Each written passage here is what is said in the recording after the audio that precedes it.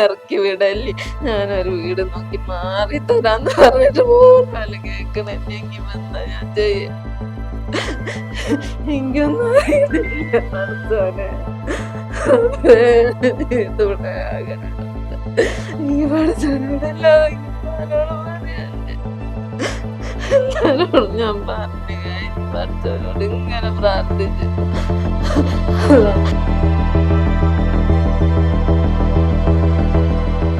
Thenippalam POCSO case അതിജീവിതയുടെ കുടുംബത്തെ ആ വീട്ടിൽ നിന്ന് കുടിയൊഴിപ്പിക്കുന്നതിന് വേണ്ടിയുള്ള നടപടിക്രമങ്ങൾ ഇപ്പോൾ പുരോഗമിച്ചുകൊണ്ടിരിക്കുകയാണ്. വീട് ഇപ്പൊ ഒഴിക്കാൻ വേണ്ടിട്ട് വന്നാണ്. ഇപ്പൊ കോടതിയിൽ നിന്ന് ഓർഡർ അയക്കണെന്ന് പറഞ്ഞിട്ട് എന്റെ മോനെയും കൊണ്ട് നിക്കാൻ വേറെ സ്ഥലമൊന്നുമില്ല.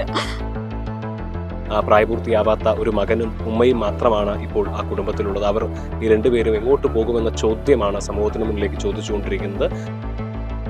ഞാനോടൊക്കെ കൈയും കാലും പിടിച്ച് പറഞ്ഞിട്ട് അവൻ കേൾക്കണില്ല.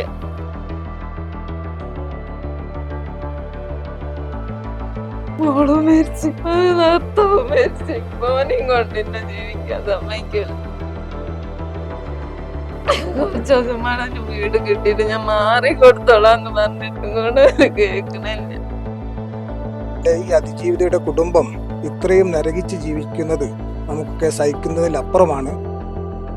പ്രായപൂർത്തിയാവാത്ത സഹോദരന്റെ വിദ്യാഭ്യാസ ചെലവടക്കം സർക്കാർ സംവിധാനങ്ങൾ ഏറ്റെടുക്കും എന്നുള്ള ഉറപ്പ് ഇവർക്ക് നൽകിയിരുന്നു. എന്നാൽ അതെല്ലാം ഇപ്പോൾ വീൺവാക്കായിരിക്കുകയാണ്. ആ കുടുംബം ഇപ്പോൾ തെരുവിലേക്ക് ഇറങ്ങേണ്ട ഒരു സാഹചര്യം വന്നിരിക്കുകയാണ്.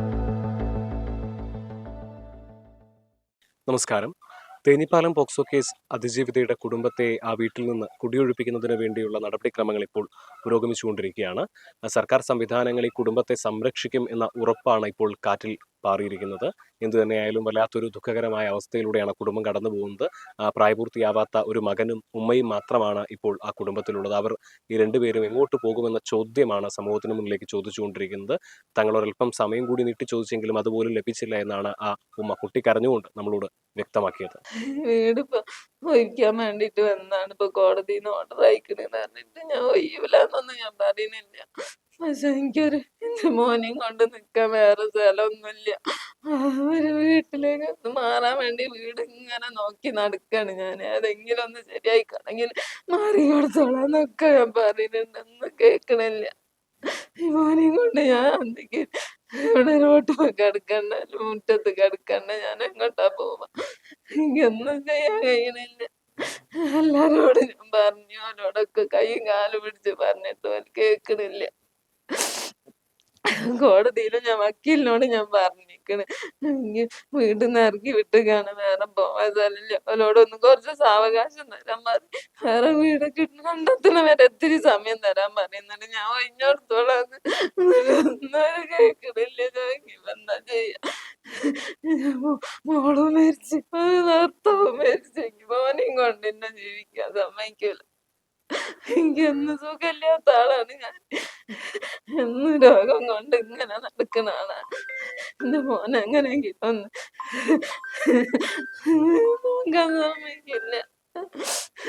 ഇങ്ങനെ വീടില്ലാത്തോണ്ടല്ല ഇപ്പൊ ഇങ്ങനെ ഗതികേട് ഉണ്ടാവണത്. ഓലൊക്കെ വലിയ കോടീശ്വരന്മാരെ ഓൽക്ക് ഒഴിപ്പിക്കുന്നതിനൊന്നും ഇതുണ്ടാവില്ല. അത്രേ പോലെ എന്നെ നിക്കാൻ അനുവദിച്ചില്ല. ഇനി കുറച്ച് ദിവസം ഒന്ന് വീട് കിട്ടണവരെ ഒന്ന് നിർത്താൻ സമ്മതിക്കണില്ല. ഞാന് എത്ര നേരമായി അവളോട് ഞാൻ കാല് പിടിച്ച് പറയുന്നേ. കുറച്ച് ദിവസം വേണം വീട് കിട്ടിയിട്ട് ഞാൻ മാറി കൊടുത്തോളാന്ന് പറഞ്ഞിട്ടും കൊണ്ട് കേൾക്കണില്ല. എന്റെ മോനെയും കൊണ്ട് ഞാൻ എങ്ങോട്ടാ പോവുക? എത്രയായി ഞാൻ പറയും അവരോട്. ഇവിടെ വീടൊക്കെ കുത്തി പൊളിച്ചങ്ങാണ്ട് ഞാനൊന്ന് വീട് നോക്കാൻ വേണ്ടി പോവാൻ വേണ്ടി പറഞ്ഞ് അങ്ങോട്ട് ഇറങ്ങിയിട്ടുള്ളു. അപ്പൊ ഇതിനോട് ഇവിടെ എത്തി. വീടൊക്കെ പൊളിച്ചങ്ങാണ്ടോളൂ ഉള്ളൊക്കെ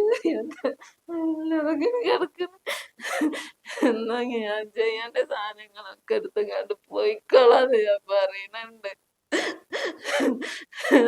വീടൊന്നും ആവണ വരെ ഒന്ന് കൊറച്ചൊരു സമയം തന്നാല് എന്റെ മോനെയും കൊണ്ടേക്ക് എവിടെയെങ്കിലും ഒന്ന് നിന്നോടെ. അല്ലെങ്കിൽ നാട്ടുകാരോട് ഞാൻ പോയി കണ്ട് കഴിയണ മാതിരിയൊക്കെ പറഞ്ഞ് എന്തെങ്കിലും സഹായിക്കണം. പള്ളി കമ്മിറ്റിയില് പറഞ്ഞു, ഇവിടെ പറഞ്ഞു എന്തെങ്കിലും കഴിയണ സഹായിക്കാൻ പറ്റും. ആരടുത്തൊന്നും ഒരിതുമല്ല. എന്റെ മോനെ കൊണ്ട് ഞാൻ എവിടേക്കായി ഇറങ്ങേണ്ടത് എനിക്കറിയില്ല. ഓനോട് ഒന്ന് ചോദിക്കണം. ഇപ്പോൾ ഈ ഒരു കുടുംബത്തിന് സംഭവിച്ചിരിക്കുന്ന വലിയൊരു ദുര്യോഗമാണ് അല്ലേ? ഇത് സർക്കാർ ഏറ്റെടുത്തൊരു കുടുംബമാണെന്ന് നമുക്ക് മനസ്സിലാക്കാൻ വേണ്ടി സാധിക്കുന്നത്. എന്താണ് ഇത്തരത്തിലൊരു സാഹചര്യം? നിലവില് ബഹുമാനപ്പെട്ട കോടതിയുടെ ഉത്തരവ് നമുക്ക് ഒരിക്കലും നിഷേധിക്കാനോ അതിനെ തടയാനോ സാധിക്കില്ല. നിയമത്തിന്റെ വഴി പോകട്ടെ. പക്ഷെ അങ്ങനെ ആണെങ്കിലും അതിലൊരു സാങ്കേതികമായിട്ടൊരു പ്രയാസമുള്ളത്, ഈ ഓർഡറിൽ ഇപ്പം ബഹുമാനപ്പെട്ട കോടതിയുടെ ഉത്തരവാണ് ഇവിടെ ഉത്തരവാദിത്തപ്പെട്ട ആൾ കൊണ്ടുവന്നത്. ആ ഓർഡറിൽ ഈ വീട്ടു നമ്പർ കൃത്യമല്ല എന്നുള്ളത് നമ്മൾ ചൂണ്ടിക്കാണിച്ചിട്ടുണ്ട്. പിന്നെ അതേപോലെ തന്നെ ബഹുമാനപ്പെട്ട ബാലാശ കമ്മീഷൻ ചെയർമാൻ 3 വർഷം മുമ്പ് ഇവിടുത്തെ കുഞ്ഞ് ആത്മഹത്യ ചെയ്ത അതുമായി ബന്ധപ്പെട്ട് ഇവിടെ വീട് സന്ദർശിച്ചപ്പോൾ അന്ന് അദ്ദേഹം എല്ലാവരുടെയും മുമ്പിൽ കുടുംബത്തിന് വാക്ക് കൊടുത്തതാണ്, മീഡിയയോട് പറഞ്ഞതുമാണ്, ഈ കുടുംബത്തിനൊരു വീട് ലഭിക്കുന്നതിനാവശ്യമായ സാഹചര്യം ഒരുക്കാൻ സർക്കാരിനോട് ഞങ്ങൾ അപേക്ഷ നൽകും, ആവശ്യമായ സഹായങ്ങൾ ചെയ്യുമെന്ന് പറഞ്ഞതാണ്. 3 കൊല്ലമായിട്ടും വലിയൊരു നടപടി ഉണ്ടായിട്ടില്ല. അതേപോലെ തന്നെ കഴിഞ്ഞ ആഴ്ച മനുഷ്യാവകാശ കമ്മീഷനിൽ ഒരു ഉത്തരവ്, ഞാൻ മുമ്പ് കൊടുത്തൊരു പരാതിയുമായിട്ട് ബന്ധപ്പെട്ട് വന്നത്, ഇവിടുത്തെ കുട്ടിയുടെ സഹോദരന് എന്താവശ്യമുണ്ടെങ്കിലും സർക്കാർ ഇടപെടും. അതുപോലെ അവർക്കൊരു പ്രയാസമുണ്ടാകുന്ന എന്ത് പ്രശ്നം ഉണ്ടായാലും അംഗൻവാടി ടീച്ചർമാരെയോ അതുമായി ബന്ധപ്പെട്ട ആളുകളെ അറിയിച്ചാൽ ആവശ്യമായ നടപടികൾ സൗകര്യങ്ങൾ ചെയ്തു എടുക്കുമെന്ന് സർക്കാരിലേക്ക് അല്ലെങ്കിൽ മനുഷ്യാവകാശ കമ്മീഷനിലേക്ക് റിപ്പോർട്ടാക്കിയിട്ട് ഉത്തരവാദിത്തപ്പെട്ട അധികാരികൾ കൊടുത്തിട്ടുണ്ട്. അതൊന്നും നിലവിൽ നടപ്പിലായിട്ടില്ല. തീർത്തും ദുഃഖകരമാണ്. ഈ അതിജീവിതയുടെ കുടുംബം ഇത്രയും നരകിച്ച് ജീവിക്കുന്നത് നമുക്കൊക്കെ സഹിക്കുന്നതിലപ്പുറമാണ്. ബഹുമാനപ്പെട്ട സർക്കാർ എത്രയും പെട്ടെന്ന് ഇടപെടുകയും അവർക്ക് ആശ്വാസം നൽകുകയും വേണമെന്നാണ് എൻ്റെ അഭിപ്രായം. പൊതുസമൂഹത്തിൽ വലിയ കോളിളക്കം സൃഷ്ടിച്ച ഒന്നായിരുന്നു തേഞ്ഞിപ്പാലം പോക്സോ കേസ്. 3 വർഷങ്ങൾക്ക് മുൻപാണ് അതിജീവിതയായ പെൺകുട്ടി ആത്മഹത്യ ചെയ്യുകയും ചെയ്തത്. ആ സമയത്തടക്കം ബാലാവകാശ കമ്മീഷൻ ഉൾപ്പെടെ വലിയ രീതിയിൽ ഇടപെട്ട ഒരു കേസായിരുന്നു ഇത്. പ്രായപൂർത്തിയാവാത്ത അതിജീവിതയുടെ സഹോദരനും അതുപോലെ തന്നെ മാതാവും മാത്രമാണ് ഇപ്പോൾ ആ കുടുംബത്തിൽ അവശേഷിക്കുന്നത്. പിതാവ് മുൻപേ തന്നെ മരണപ്പെട്ടിരുന്നു. ആ സമയത്ത് പ്രായപൂർത്തിയാവാത്ത സഹോദരന്റെ വിദ്യാഭ്യാസ ചെലവടക്കം സർക്കാർ സംവിധാനങ്ങൾ ഏറ്റെടുക്കും എന്നുള്ള ഉറപ്പ് ഇവർക്ക് നൽകിയിരുന്നു. എന്നാൽ അതെല്ലാം ഇപ്പോൾ വീൺവാക്കായിരിക്കുകയാണ്. ആ കുടുംബം ഇപ്പോൾ തെരുവിലേക്ക് ഇറങ്ങേണ്ട ഒരു സാഹചര്യം വന്നിരിക്കുകയാണ്. തങ്ങൾ എങ്ങോട്ടാണ് പോകേണ്ടത് എന്ന ചോദ്യമാണ് പൊട്ടിക്കരഞ്ഞുകൊണ്ട് ആ അമ്മ ഇപ്പോൾ നമ്മളോട് ചോദിച്ചിരിക്കുന്നത്. തെഞ്ഞിപ്പാലത്ത് നിന്നും അൻവറിനൊപ്പം നിഖിൽ കക്കാടത്ത്, മറുനാടൻ TV.